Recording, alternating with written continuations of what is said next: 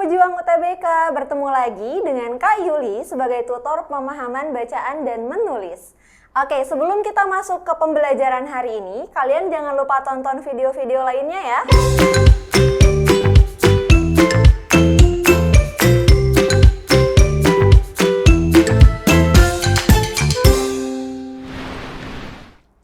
Oke teman-teman sekalian, di video kali ini kita akan belajar tentang konjungsi.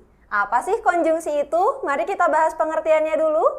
Oke, konjungsi artinya adalah kata hubung atau kata yang menghubungkan kata dengan kata, frasa dengan frasa, klausa dengan klausa, hingga kalimat dengan kalimat. Oke, nah bagian yang dihubungkan itu bisa saja memiliki kondisi yang setara atau bertingkat.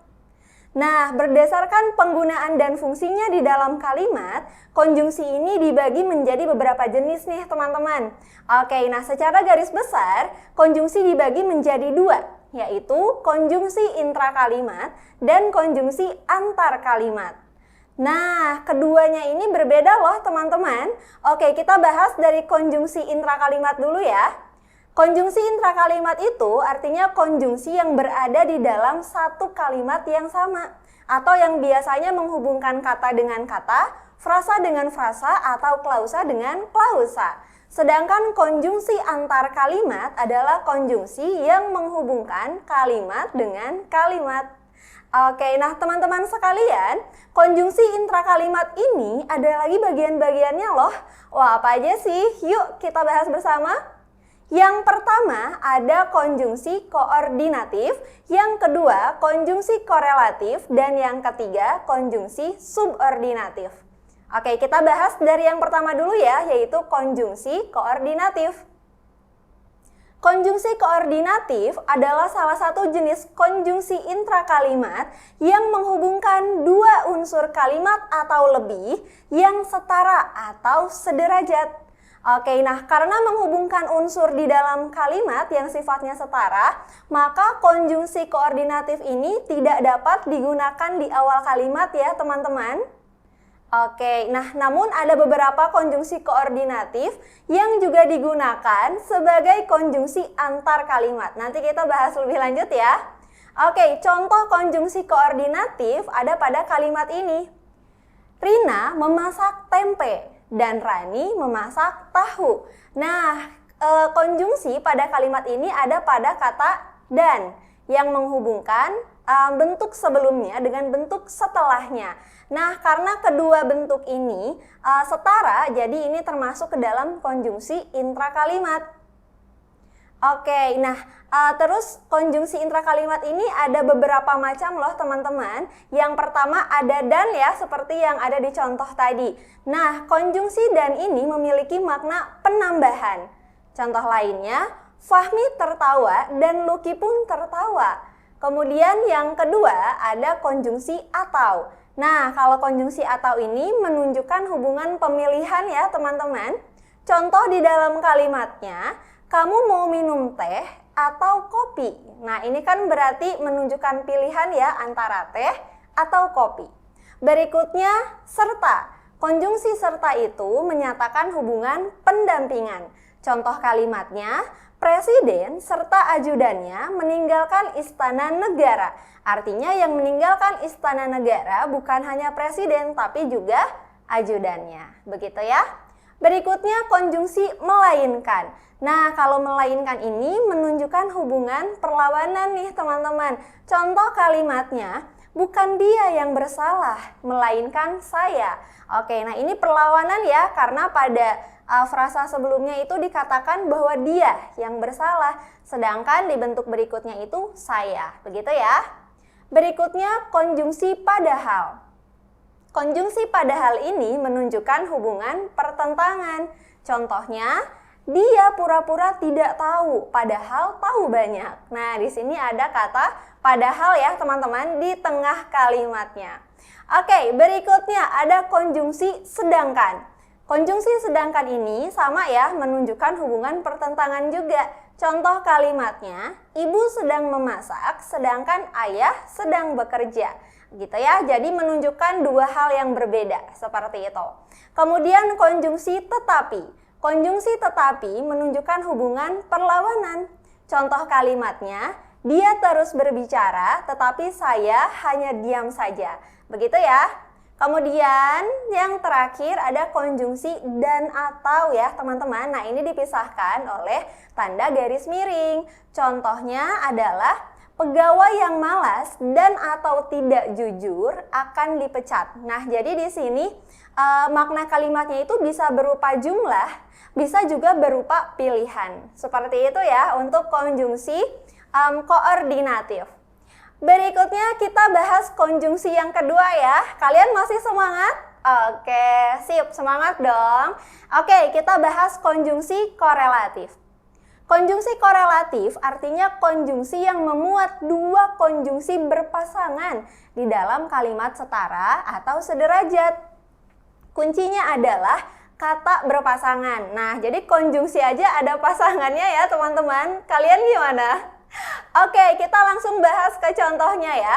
Konjungsi korelatif yang pertama adalah titik-titik tidak hanya tetapi juga ya. Nah, di sini ada kata tidak hanya apa, kemudian tetapi juga apa, begitu ya. Lalu yang kedua, ada konjungsi bukan hanya titik-titik, melainkan juga titik-titik. Nah, jadi pasangan katanya teman-teman, jika diawali kata tidak, maka konjungsi berikutnya adalah tetapi. Kemudian, jika konjungsi yang pertamanya adalah bukan, maka konjungsi berikutnya adalah melainkan. Oke, jadi kalian jangan salah menggunakan pasangannya ya. Baik, contoh yang ketiga adalah baik titik-titik maupun titik-titik. Nah, contoh kalimatnya, baik dia maupun saya sama-sama menyukai film Indonesia. Begitu ya. Kemudian konjungsi korelatif yang berikutnya adalah jika titik-titik maka titik-titik. Contoh kalimatnya, jika saya lapar maka saya makan. Nah, di sini ada hubungan sebab akibat ya teman-teman untuk konjungsi jika dan maka ini. Berikutnya adalah konjungsi demikian dan sehingga. Lalu ada sedemikian rupa sehingga titik-titik, kemudian entah dan entah lagi pasangannya. Lalu jangankan titik-titik, titik-titik pun. Contoh kalimatnya, jangankan orang tua, orang lain pun harus kita hormati. Nah, jadi pasangannya ada jangankan dan pun ya teman-teman. Oke, nah sampai sini kalian semoga sudah lebih tercerahkan ya mengenai jenis konjungsi yang kedua. Nah, selanjutnya kita akan belajar tentang konjungsi yang ketiga, yaitu konjungsi subordinatif. Konjungsi subordinatif merupakan konjungsi yang menghubungkan dua unsur kalimat atau lebih ya teman-teman yang tidak setara atau tidak sederajat. Nah, kalian tadi masih ingat ya bahwa konjungsi koordinatif itu menghubungkan yang setara, sedangkan subordinatif itu yang tidak setaranya. Begitu ya. Oke, nah artinya salah satu unsur kalimat merupakan induk kalimat atau inti ya, sedangkan unsur lainnya merupakan anak kalimat atau keterangan. Nah, inilah yang disebut dengan tidak sederajat yang tadi ya. Oke, nah berbeda dengan konjungsi koordinatif, konjungsi subordinatif yang membentuk anak klausa dapat diletakkan di awal kalimat tetapi dengan syarat. Jadi kalau konjungsi koordinatif itu tidak dapat diletakkan di awal kalimat. Sedangkan konjungsi subordinatif dapat diletakkan di awal kalimat ya, tetapi dengan syarat. Syaratnya apa? Mari kita langsung lihat contoh. Oke, contohnya nih teman-teman. Kalimat yang pertama, saya menggunakan payung karena hujan turun sangat deras. Nah, konjungsi pada kalimat ini adalah kata karena. Kemudian pada kalimat 2, kata karenanya itu dapat diletakkan di awal kalimat. Kalimatnya menjadi, karena hujan turun sangat deras, saya menggunakan payung. Nah, teman-teman, yang menjadi inti kalimatnya atau induk kalimatnya pada kalimat pertama adalah saya menggunakan payung. Kemudian yang menjadi anak kalimatnya adalah karena hujan turun sangat deras.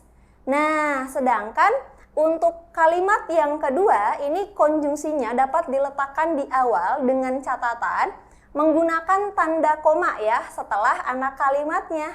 Oke, anak kalimat itu yang ada konjungsi karenanya ya. Oke, jadi setelah karena hujan turun sangat deras, itu gunakan tanda koma terlebih dahulu. Saya menggunakan payung. Oke, seperti itu ya. Nah, konjungsi subordinatif itu ada macam-macamnya loh teman-teman. Ada apa aja sih? Oke, kita bahas yang pertama ya. Nah, jadi konjungsi subordinatif itu ada yang menandakan waktu teman-teman atau urutan. Contoh konjungsinya setelah, sudah, sebelum, sehabis, sejak, selesai, ketika, dan lain sebagainya. Banyak sekali ya teman-teman konjungsi urutan waktu ini. Nah, biasanya untuk konjungsi urutan waktu ini sering digunakan ketika di dalam teks prosedur begitu ya. Berikutnya apa, lalu apa, kemudian apa, seperti itu ya. Oke, kemudian hubungan yang kedua adalah yang menandakan syarat nih teman-teman. Contoh konjungsinya adalah kata jika, kalau, jikalau, asalkan, bila, apabila, dan manakala gitu. Kemudian yang ketiga yang menunjukkan hubungan pengandaian. Nah, ini konjungsinya ada andai, andaikan, seandainya, andai kata, dan sekiranya. Oke, berikutnya yang menandakan konsesif ya atau perlawanan. Ini ditandai oleh konjungsi biarpun, meskipun, sungguh pun, sekalipun, walaupun, dan kendati pun. Oke, berikutnya yang menjadi penanda pembanding atau kemiripan ya teman-teman. Oke, contoh konjungsinya adalah seakan-akan, seolah-olah, sebagaimana, seperti, bagai, bagaikan, laksana, ibarat, dan lain sebagainya. Oke, berikutnya konjungsi yang menyatakan hubungan sebab akibat atau istilah lainnya adalah konjungsi kausalitas teman-teman. Nah, konjungsi kausalitas ini terdiri dari konjungsi sebab, karena, sehingga, sampai, akibatnya, akhirnya, makanya, gitu ya. Berikutnya konjungsi yang menandakan hubungan cara. Nah, contoh konjungsinya adalah dengan, tanpa, dan secara. Berikutnya konjungsi yang menandakan penegasan. Nah, ini konjungsinya ada satu ya teman-teman, yaitu kata bahwa. Berikutnya yang menandakan hubungan perincian. Ini ditandai oleh konjungsi yaitu dan yakni. Seperti itu ya teman-teman. Oh, satu lagi ada seperti ya. Nah, biasanya dirincikan ada apa saja begitu yang sedang dibahas itu. Oke teman-teman, itu dia penjelasan tentang konjungsi intrakalimat ya. Oke, nah berikutnya kita akan bahas tentang konjungsi antar kalimat ya, yaitu yang menghubungkan kalimat dengan kalimat. Sudah siap? Oke, sip. Kalian boleh ya sambil mencatat poin-poin penting dari video ini. Oke, mari kita lanjutkan teman-teman. Konjungsi antar kalimat adalah konjungsi yang menghubungkan satu kalimat dengan kalimat lain. Nah, konjungsi antar kalimat ini bisa juga loh menghubungkan kalimat antar paragraf teman-teman. Nah, konjungsi ini terletak di awal kalimat yang huruf pertamanya ditulis kapital ya, dan diikuti tanda baca koma setelah konjungsinya. Nah, seperti apa sih penjelasan detailnya? Oke, nah teman-teman di sini ada jenis-jenis dari konjungsi antar kalimat ya. Oke, yang pertama itu ada yang namanya konjungsi pertentangan. Konjungsi pertentangan adalah konjungsi yang menyatakan pertentangan dengan hal yang dinyatakan pada kalimat sebelumnya.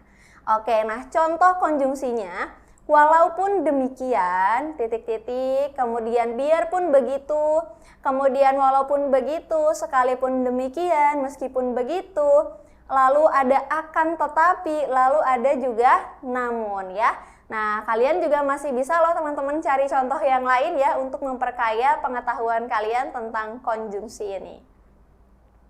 Oke, berikutnya konjungsi urutan waktu ya. Nah, seperti namanya nih teman-teman. Jadi konjungsi urutan waktu itu konjungsi yang menyatakan kelanjutan ya dari peristiwa atau keadaan pada kalimat sebelumnya. Contoh konjungsinya adalah kemudian, lalu, sesudah itu, selanjutnya, berikutnya, dan lain sebagainya. Begitu ya. Oke, berikutnya ada konjungsi penambahan. Nah, konjungsi penambahan itu konjungsi untuk menyatakan informasi tambahan tentang hal, peristiwa, atau keadaan lain di luar dari yang telah dinyatakan sebelumnya. Contoh konjungsinya adalah tambahan pula, selain itu, lagi pula, dan di samping itu. Oke, berikutnya adalah konjungsi yang menyatakan kebalikan ya. Oke, contoh konjungsinya adalah sebaliknya. Nah, kita juga sering ya menggunakan kosakata ini. Oke, berikutnya konjungsi yang menyatakan keadaan sebenarnya. Ini ditandai oleh konjungsi sesungguhnya dan bahwasanya. Berikutnya konjungsi yang menunjukkan penguatan nih teman-teman, yaitu konjungsi yang menguatkan keadaan yang dinyatakan sebelumnya. Contoh konjungsinya ada malah dan bahkan. Oke, berikutnya ada konjungsi kausalitas atau sebab akibat. Nah, konjungsi ini menyatakan dampak dari kalimat sebelumnya. Contoh konjungsinya adalah dengan demikian, oleh karena itu, oleh sebab itu, dan akibatnya. Oke teman-teman, nah itu dia penjelasan tentang konjungsi intrakalimat dan antar kalimat ya. Nah, biar kalian lebih paham tentang materi konjungsi ini, yuk kita latihan soal. Oke, kita latihan soal nomor pertama dulu ya teman-teman. Seperti biasa, untuk menjawab soal-soal dalam UTBK ini, kita harus baca dulu soalnya ya. Oke, pertanyaan nomor 1. Kalimat yang memiliki kesalahan dalam penggunaan konjungsi terdapat pada kalimat, yang ditanyakan adalah konjungsi yang tidak tepat, begitu ya. Oke, di sini pilihan jawabannya ada kalimat 1 sampai 5, teman-teman. Berarti kita harus cek satu persatu ya. Oke, nah di kalimat 1 itu kalau kita lihat teman-teman ya, pada teks di samping itu tidak ada konjungsi yang keliru begitu ya. Nah, di sini ada konjungsi dan, ada juga konjungsi di. Nah, itu penggunaannya sudah sesuai dengan konteks kalimatnya ya. Jadi untuk kalimat nomor 1 tidak ada masalah. Kemudian kalimat nomor 2 di sini ada juga konjungsi dan ya.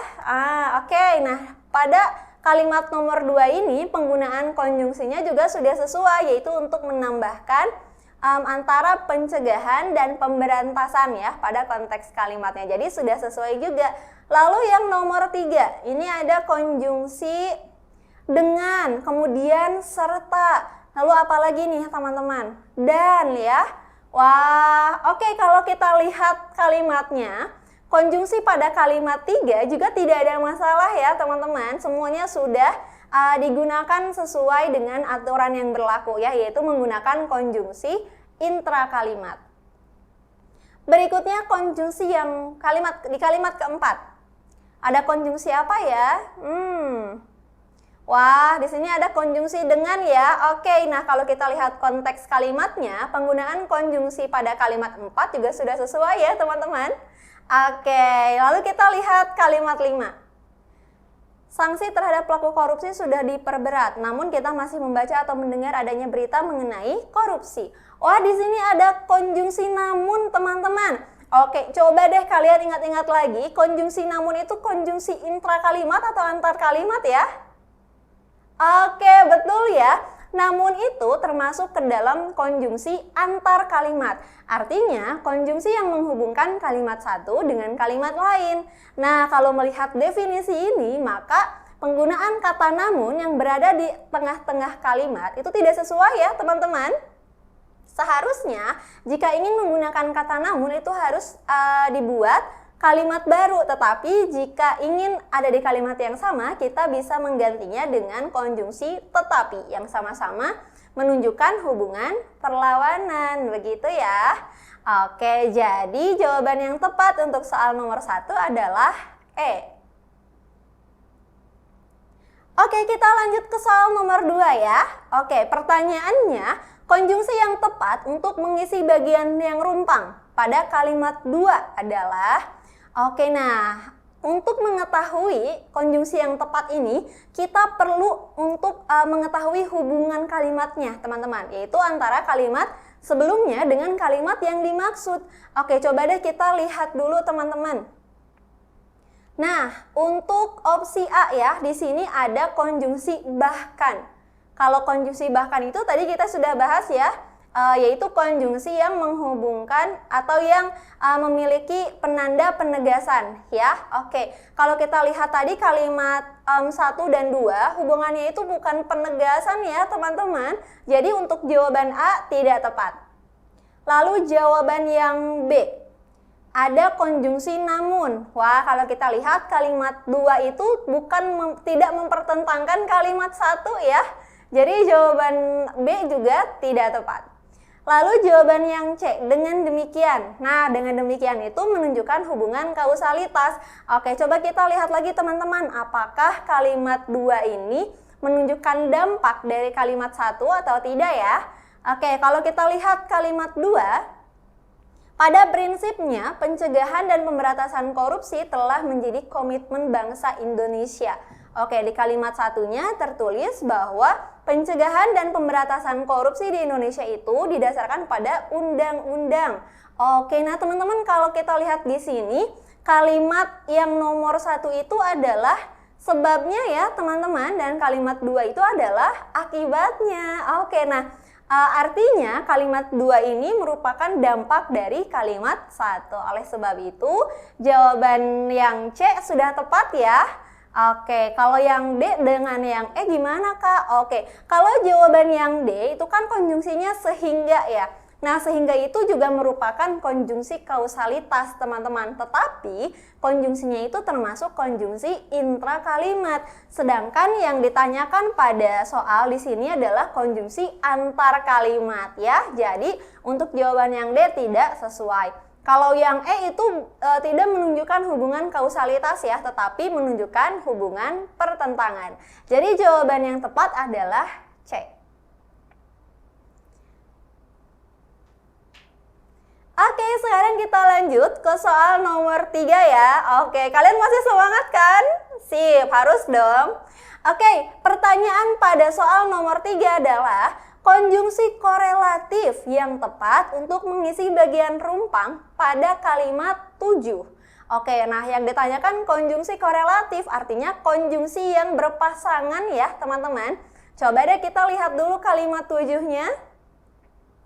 Oke, kalimatnya berbunyi, titik-titik kita sudah lemah, titik-titik kita mudah dihancurkan. Wah, kira-kira apa ya konjungsi yang cocok untuk mengisi bagian rumpang ini? Coba kita lihat pilihan jawabannya ya. Oke, kalau pilihan jawaban A ada baik dan maupun. Coba deh kita aplikasikan ke dalam kalimatnya ya. Baik kita sudah lemah maupun kita mudah dihancurkan. Ternyata maknanya tidak berterima ya teman-teman. Jadi jawaban yang A tidak tepat. Lalu yang B nih, ada konjungsi tidak dan tetapi. Oke, kita coba aplikasikan ke dalam kalimatnya. Tidak kita sudah lemah, tetapi kita mudah dihancurkan. Wah, yang B juga tidak berterima ya maknanya. Oke, jadi kita eliminasi. Berikutnya jawaban yang C. Nah, di sini ada konjungsi ketika dan maka, teman-teman.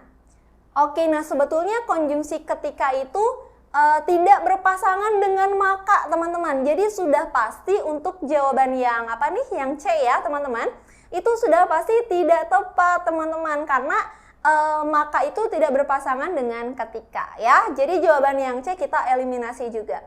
Lalu yang D ada kalau dan jadi. Wah, yang ini juga sama teman-teman. Jadi itu merupakan konjungsi antar kalimat ya. Jadi yang menghubungkan kalimat satu dengan kalimat lainnya. Jadi jawabannya juga tidak tepat. Nah, ada satu jawaban lagi nih yang E, yaitu jika maka. Kita coba aplikasikan lagi ya. Jika kita sudah lemah, maka kita mudah dihancurkan.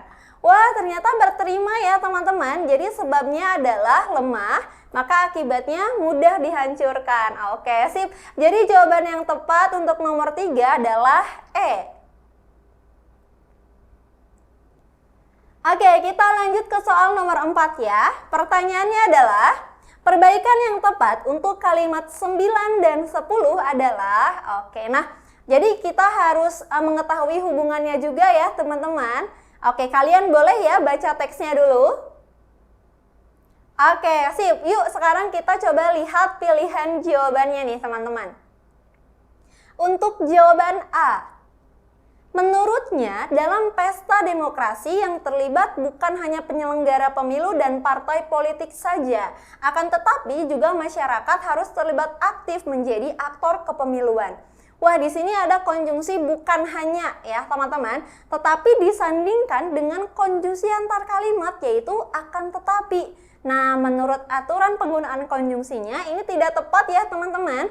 Karena kalau bukan hanya itu seharusnya berpasangan dengan melainkan juga ya. Jadi jawaban yang A tidak tepat.